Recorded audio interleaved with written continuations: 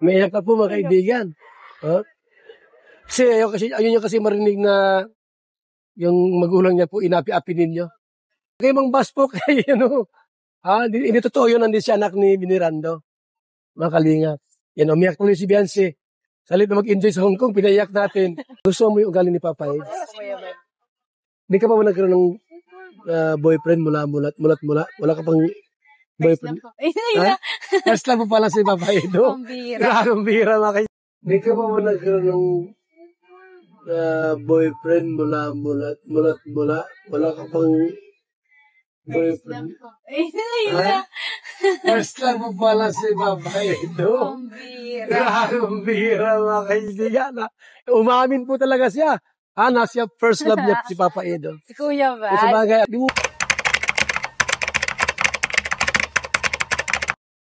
So yun, good morning, good afternoon, and syempre good evening ulit sa inyo lahat mga kalingap. Ito muli ang inyong lingkod, no? At ang pag-uusapan naman natin ngayon guys ay yung Q&A ni Kuya Val kay Viancy po, na kung saan ay grabe, at napaiyak talaga si Viancy. Gawa nga po ay kinante ng iba dyan yung kanyang pamilya. And yun, syempre, sino ba naman ang hindi sasamaan loob dun guys, no? Sabi nga ni Viancy, ako na lang ang kantiin nyo, wag lang yung aking mga magulang. So yan guys. And syempre meron tayong pangalawang pag-uusapan na kung saan naman guys ay lantaran na umamin siya na first love nga niya guys si Papa Ed. So yan guys, samahan po ninyo ako hanggang dulo ng video na ito. And bago po tayo tumuloy dun guys, huwag kakalimutan mag-thumbs up at patuloy lang natin sa suportahan ang buong Team Kalingap sa pangunguna ni Kuya Val Santos Matubang, Ate Edna Vlogs, Kalingap Rob, and Ma'am Jackie, at ganoon na rin po sa lahat ng mga Kalingap partners, pati na rin po sa mga reactors. So, let's go! Yes, sir.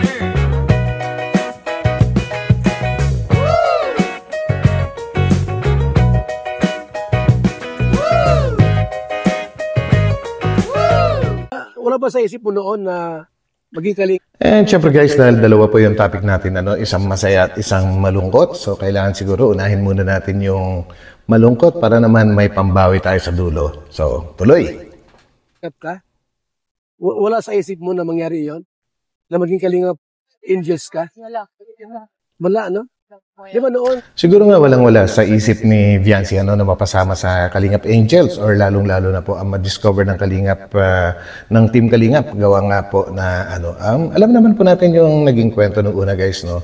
Na ang totoong unang pumunta sa kanya ay si Kalingap Edu, kanya nga lang ay hindi nadatnan, and yun sumunod na nagpunta si Dr. Love at doon na po nag-umpisa ang lahat ng kwento ng buhay ni Viancy. So, tuloy po natin, guys. Saan ka sumasama madalas kung wala ka pa sa Kalingap?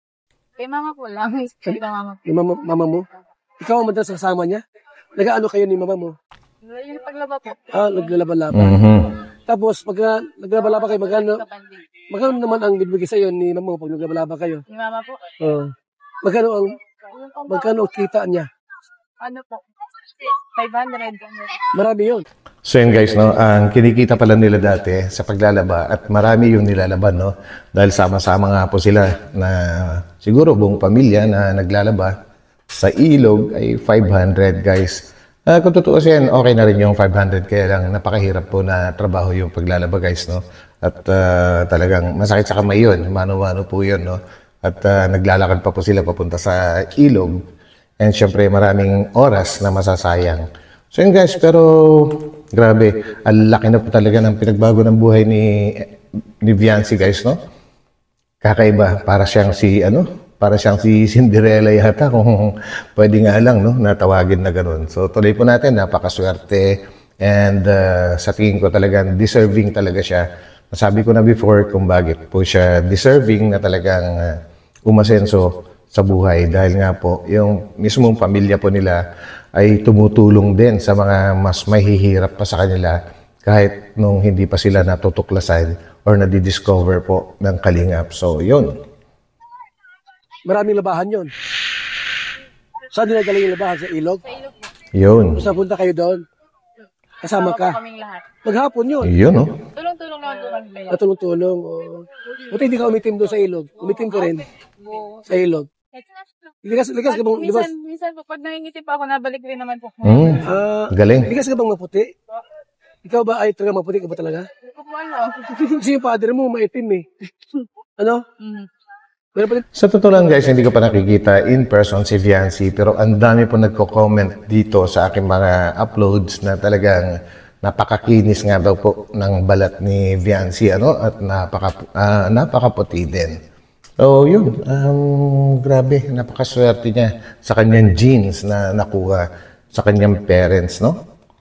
Meron pa silang chismis. Di mo raw yung tunay ng tatay. Oy, Sabi sa akin, di man tunay na ama niya ni Bensi. Pambira. May ganyan nga Sama ni. na po yan ah. grabe naman yun guys. Hindi naman ko maputi si Viancy, hindi na kaagad niya tatay, si Tatay Veran. Marami po kasing reason at mamaya pagkatapos nitong itong malungkot na pangyayari, may ipapaliwanag po ako sa inyo tungkol dyan sa abot ng aking kaalaman. Tuloy po natin. Chismis. Di ka raw anak ni sino ngayon? Porkit po ganito yung kulay ko, tapos iba yung kulay ng papa. Sabi nga yan. Ganyan. Di ka raw. Grabe guys, nagagalit na po si Viancy niyan. Pero cute pa rin siya, di ba? Di ka raw anak. Marami pong ganyan talaga ang kulay ng mga nagkakaiba. Narinig ko lang din. Parang ako din, di ko raw anak si Kalingap Prab. Kasi, di ba ibang mukha ni Kalingap Prab sa akin? Yun, gwapong-gwapo talaga. Hindi ka po kuya ba? Para ko kay Puki. Di, ibang mukha nun, Kalingap Prab. Parang ikaw, iba sa mukha ng tatay mo. Si Chismis, di ka raw anak ni sino ngayon? Porkit po ganito yung kulay ko, tapos iba yung kulay ng papa. Sabi nga yan. Ganyan. Huwag kayong ganyan. Di ka raw anak. Galit na siya. Ganyan talaga ang kulay ng mga nagkakaiba. Narinig ko lang din. Parang ako din, di ko raw anak si Kalingap Prab. Kasi, di ba ibang mukha ni Kalingap Prab sa akin? Di ko raw siya anak. Huwag ikaw po kuya ba? Para ko kay Puki. Di, ibang mukha nun, Kalingap Prab. Parang ikaw, iba sa mukha. Grabe talaga si Kuya Val. Ayaw niya talagang aminin na magkawig sila ni Kalingap Prab. Actually guys, mixture din si Kalingap Prab. Yung mukha niya talaga mas hawig siya sa mama niya na si Ate Edna, pero marami ring features na nakuha niya kay Kuya Val. Kung tititigan mo talaga, mixture talaga yung mukha ni Kalingap Prab. Yun. Tatay mo. Ganun po talaga. May mga... Pero hindi ka naman may ampon. mama lang po. Pero hindi ka po, naman. Kuya Val. Grabe naman yung ampon. Ito lang tunay mong ama si... Sino nga ito? Si Papa Benerando. Benerando. Po. Benerando. Anong tawag sa kanya? Palayaw niya. Veran. Anong palayaw niya? Beran po. Beran talaga. So, Papa. yung po nagsasabi dyan din niya, tatay hindi totoo yun. Talagang Sama po tunay. yan, Hindi masabi ba yan ng Masama daw yun guys. Masama talaga yun. Masama, porkit pangit, hindi na pwedeng mag-anak ng maganda. Grabe. Gagalin. Sa totoo lang, hindi naman po pangit talaga yung tatay ni Viancy po, At kung nangitim man yun, siguro nga po, dahil sa nasa tabing dagat, kumbaga, hindi kasing ganda yung balat niya doon kay Viancy. Pero sa nanay ni Viancy, guys, kahit nasa tabing dagat, maputi pa rin, di ba? Parang si Viancy din. Hirang mga... Hindi, talagang, kahawig ka ng nanay mo talaga Kay mama lang po talaga ako. Oo. Parang ako, ang kahawig ni Kalingap Prab, yung mama niya. Yes. Yung tangkad sa akin, kasi matangkad ako yung mama niya, mababa baga. Ganon. Ikaw, saan ka talagang maana sa mama mo na? Pero nakuha mo sa papa mo, nakuha mo sa kanya? Mata. Yung tangkad ko. Yung tangkad, tapos yung ilong, saan yan? Kay mama po. Kay Papa din po. Matangos din po ang ilong ni Papa. Matangos. Matasan mo na sa nakuha. Kay Papa po. Ay, mata mo! Brown po. Baka brown eyes din ako. Yung lips mo sa nakuha. Kay mama po siguro. Ay, grabe, marami talaga. Halos 90% sa mama talaga po pag babae. Pag lalaki po, ganoon din, sa babae din. Ang marami itong mga kalingap, pinanganak si Viancy po na mabait talaga siya. Yes. Yung mga bagay na, di ba maraming bashers, minsan, ano yung mga bagay na ayaw mo talagang nasasaktan ka talaga sa mga bashers. Pag yung Ano yun? magulang ko na po yung inaano nila. Habang magulang na. Mahirap pala ito. Mahirap pa biro. Kahit naman po siguro guys, no? Kumbaga, kung tayo man din ay mababash ng iba, ano, okay lang din, madaling tanggapin. Lalo kung, ano, no, hindi naman totoo yung mga sinasabi nila. Pero kapag ka magulang mo na yung kinanti ng iba, parang ibang level na po talaga yun guys. Kahit siguro pinakamabait na tao, talagang magagalit na. Kagaya ni Biancy, nagagalit na yan. Pero maganda pa rin siya. Maganda siya magalit. Cute siya magalit. Wala pa magulang na. Pag magulang ko Pag magulang na, na, ano nyo, pag Pag, pamilya mag, ka na, pag magulang talaga, nasasaktan ka na. Pero pag ikaw lang sa kasi Papa Eds, okay lang. Yun. Para sa inyong dalawa, okay lang yun. Huwag lang sa magulang. Nakapalawa ka ng lugod, oh. Si Kuya ba? Mahal mo ang mama mo, ano, sa tatay mo. Gano'n mo kung mahal ang... Sino mas mahal mo? Papa mo, mama mo? Parehas po. Parehas, siyempre. May iyak na po mga kaibigan. Kasi ayun yung kasi marinig na yung magulang niya po inapi-api ninyo. Mayroon bang panahon na diyan na umiiyak si nanay mo dahil sa mga bashers? Opo. Ha? Opo, Kuya ba? Yung nanay mo? Opo. Pag ako po yung binabash, sabi ko po, alam lang po yung mga bashers. Ha? Meron pa lang gayon talaga? Ako okay lang naman po sa akin. Grabe, ano? Iiyak. Ibig sabihin, may pagka binabas ka, umiiyak din si mama mo. Opo. Ikaw naman, pag binabas si mama mo, umiiyak ka naman. Ha? Opo, Kuya ba? Ano kaya talagang, ano kayo no, pamilya-oriented kayo no? Grabe, mga bashers. Bilang talaga. anak, saka magnanay, magtatay. Pero mahal ka ng tatay mo. Ha? Mahal na mahal po ako niya. Kaya, yung mga nambabay po dyan, tumigil na kayo. Tumigil na daw kayo, guys. Mga bashers. Diba? Kasi narinig ko lang naman, ay, si Biancy, di man yan anak ni Binirando kasi ibang mukha. Pero confirm na talagang tatay mo siya. O, yan ha. Huwag kayo mang bash po kay, ano. Ha? Hindi totoo yun, hindi siya anak ni Binirando. Mga kalingap. Yan, umiyak tuloy si Biancy. Salit na mag-enjoy sa Hong Kong, pinaiyak natin. Yun. So yan guys, no, ito yung sinasabi ko, ano, kaunting kaalaman na hindi po lahat ng magkakapatid or mga anak or kalahi ay kailangan kamukha ng parents. Ito nga po, at tayo yung nag-research ng kaunti. Siblings don't always look alike because during the process of inheriting genes from their parents called meiosis, each child receives a random assortment of chromosomes. Ano po ibig sabihin nun, guys? Kasi tayo, anak tayo, no? Kunwari magkakapatid tayo, meron tayong parents. Yung parents natin, may nanay tayo, may tatay. Yung tatay natin, iba-ibang genes yung minana niya. Meron niyang magulang din, dalawa din yung magulang niyan. Ganon din sa mother side. So, may mga lolo't lola pa yan na pinanggalingan, kumbaga yung mga minana nilang genes, mga lahi-lahi po, ano, at ipinasa sa mga kaapu-apuhan, apu-apuhan. Naghahalo-halo na po yung mga genes na yan, kaya yung mga itsura din. Tapos yung nanay at tatay mo, ang daming minanang genes. Tapos mapupunta sa'yo ang pumasok na sperm cell, na-meet niya yung egg cell ng nanay mo. Random din yun. Kumbaga, hindi pwedeng piliin kung sino yung mabilis na makarating doon. Ay siya yung panalo. So, hindi natin pwede piliin. Kaya iba-iba din po yung itsura ng mga yon. Yan pong mga sperm cells na galing sa tatay natin. Napakarami yun. Milyon po yun, no? Pero kung sino yung unang makarating sa egg cell ng nanay natin, siya nga po. At hindi natin alam kung ano magiging itsura nun.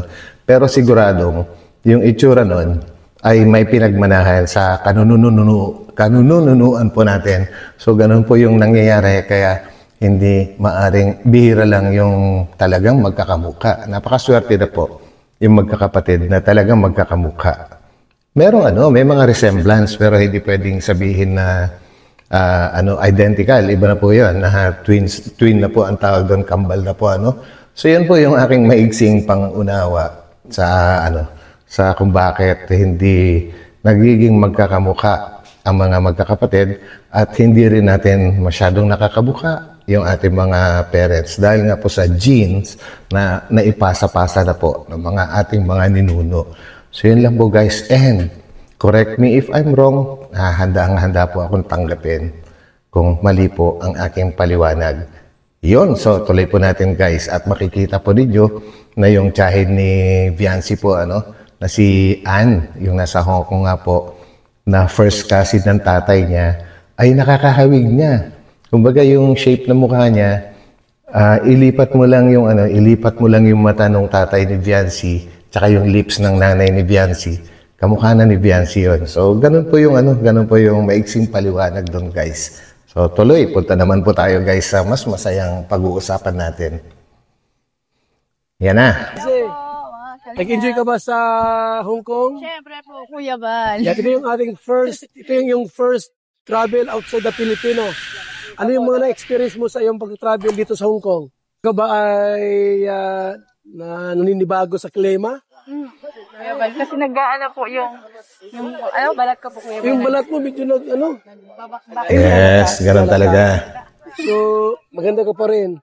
So, pangilang araw na ito natin dito sa Hong Kong? Pang-anim po. Pang-anim na araw na po. Buhay na buhay pa rin po kami. So ito na po siguro guys, no? Pang-anim na araw. Yan na po siguro yung pinaka-last day po nila sa Hong Kong bago po sila umuwi dito. And thanks God at nakauwi na po sila ng maayos na walang masamang nangyari. So praise the Lord. Si po, yung mother mo ba, sila ay tumatawag sa'yo? Opo. Kumusta ka ba? Opo, Kuya Bal. Gabi-gabi ba yun kung kumusta ka?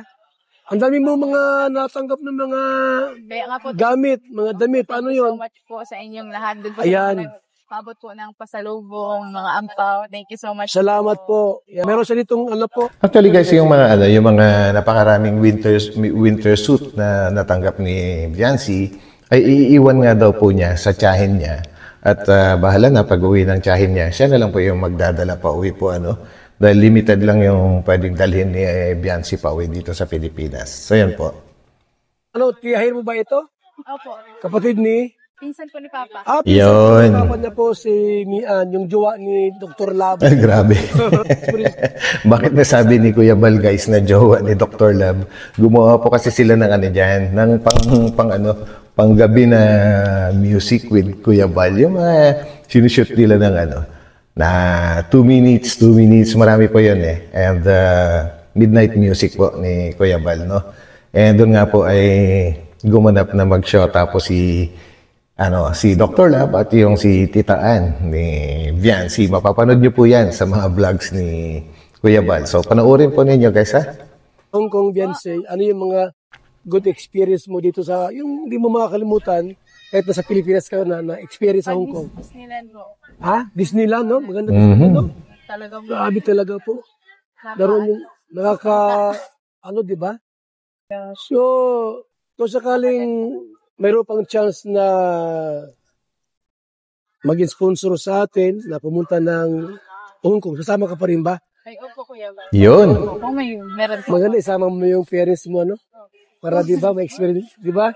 Maranasan, yan, di ba? Kasama po kayo. Yan, kasama yung Hindi malayong mangyari yun guys, no? Hindi malayong mangyari na makabalik ulit sina Viancy dyan sa Hong Kong sa dami nga po ng mga nagmamahal sa kanila, no? Maaring may mga mag-i-sponsor po ulit kasi alam na alam po ng mga nagmamahal kay Viancy at sa EDSI po alam na alam ninyong lahat na talagang gustong-gusto ni Viancy na maisama naman po yung mga magulang niya, no? Grabe, sana nga po ay mangyari po yon at sobrang saya siguro ni Viancy pagka nangyari guys. mo, yung papa mo, Ay, meron po. maranasan nila yung ganitong bakasyon Tama. or trip, di ba? Sa Hong Kong po mga kaibigan. So, kumusta kayo ni Papa Eds? Di ba kayo dito nagtampuhan o ano? Yun. Wala mang tampuhan dito nangyayari sa inyong dalawa? Wala naman, no? Okay po. Mature. Yun yung guys, no? Yun naman po yung pagkakaiba ng kwento ng buhay ng EDSI. Talagang walang away. Merong konting glitch, pero wala po yung mga tampuhan or away. Si Kuya Bal na po mismo ang nagsabi. Pakinggan po natin. Kasi kayong dalawa ay parang wala kayong mga love team din. Minsan may mga tampuhan. Yun. Di ba? Sa inyo, parang wala akong nakita nagtatampo kayong dalawa. Smooth lang sila guys. Labing kayo masyado. Mabait ba si Papa Eds? Mabait si Papa Eds? Mabait. Gusto mo yung ugali niya? Ha? Grabe. Gusto mo yung ugali ni Papa Eds? Hindi ka pa ba nagkaroon ng boyfriend mula? Wala ka Ayan pa na. boyfriend? Ayun Ha? na. Ang tanong guys ni Kuya Val, kung hindi pa ba nagkakaroon ng boyfriend si Biancy ever since. Kumbaga, NBSB din pala ito. Kumbaga, no boyfriend since birth. So, ang sagot po niya, first love daw po niya, si Papa Eds. Ulitin po natin and slow mo po natin guys. Ano pala si Papa Edo? Ang bira. Grabe, ang bira mga Yan. Hindi ka pa ba nagkaroon ng boyfriend mula? Wala ka pang boyfriend? Ayun na. First love. First time mo pala si Papa Edo. Grabe. Bira mga kaibigan. Umamin po talaga siya. Siya first love niya si Papa Edo. Si Kuya Kung sa Val. bagay, di mo So, paano yun guys? Si Biancy na po ang unang umamin na first love niya talaga si Papa Eds. Grabe. I'm sure ang daming matutuwa po dito, no? And alam kong napanood nyo na rin po ito at late na naman po ako sa pagre-react dito. Anyways, okay, ang ganda pa rin. Ang ganda pa rin. Hindi ko rin mapigilan po na hindi bigyan ng reaction. Although alam ko na napanood nyo na po lahat ito. So, isa lang po ang gusto kong sabihin sa ngayon. Good luck sa EDSI and God bless po muli sa inyong lahat po na nagsusubaybay or sumusubaybay sa aking munting channel. So, ayan guys. So, magkita-kita tayo ulit sa aking susunod na upload. Ingat po tayo lahat and God bless. So, bye-bye po muna. Pansamantala. Bye.